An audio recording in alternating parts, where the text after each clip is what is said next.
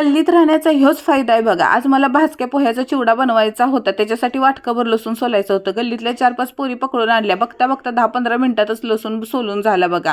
मग मस्तपैकी पोहा असा पाकडून घेतला. घाण असेल ती साईडला काढली आणि सगळी तयार झालेली होती. मिरची चिरून ठेवलेली होती, शेंगदाणे निवडून ठेवलेले होते आणि मी आता मला ना पहिल्यांदा शेंगदाणे तळून घेतले. कारण का तेल जास्त कडलं का नाही पण ते शेंगदाणे करपतात. मग डाळ शिजवून घेतली आणि सगळ्यात शेवटी आहे ना मक्याचा असतो का नाही तो चिवडा तो तळून घेतला. मला फक्त मक्याचा चिवडा आहे ना थोडासा गोड तिखट असं ना तो जाम आवडतो, पण मी नाही बनवत. माझी मम्मी माझ्यासाठी बनवायची. आज जास्त गडबड होती म्हणून फक्त मसूरचा डाळ कांदा आणि भात बनवलेला. आमच्या घरात जाम आवडतो बघा. आता फक्त सगळं रेडी झालेलं होतं आणि मस्त की झणझणीत आहे ना अशी फोडणी द्यायची होती बघा पोह्याच्या चिवड्याला. मग काय हे खोनपाड्यात पडलेलं पातेलं वर्षातनं एकदाच कामाला येतं का नाही, सासूबाईचं आहे हो.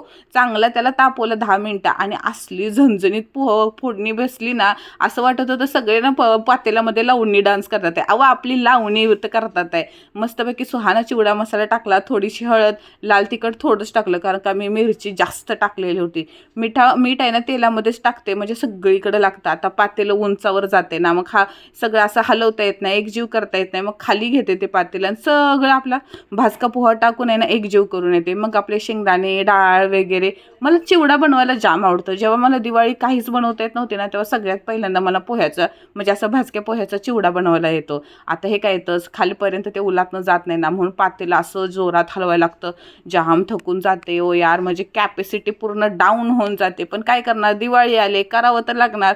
स्वतःला खायला नाही पण पाहुण्या पायांना द्यायलासाठी तर करायलाच लागतं. आता शेव आहे ना मी रेडीमेड आणते कारण का घरी पाडायचं म्हणल्यावर ना बाबा मी ढगात जाईल ढगात. त्यात मी दीपिका पादुकोणचा ड्रेस 1.5 लाखाचा कमरेला अडकवला कारण का माझा स्वतःचा पर्सनल ड्रेस खराब झाला असता का नाही.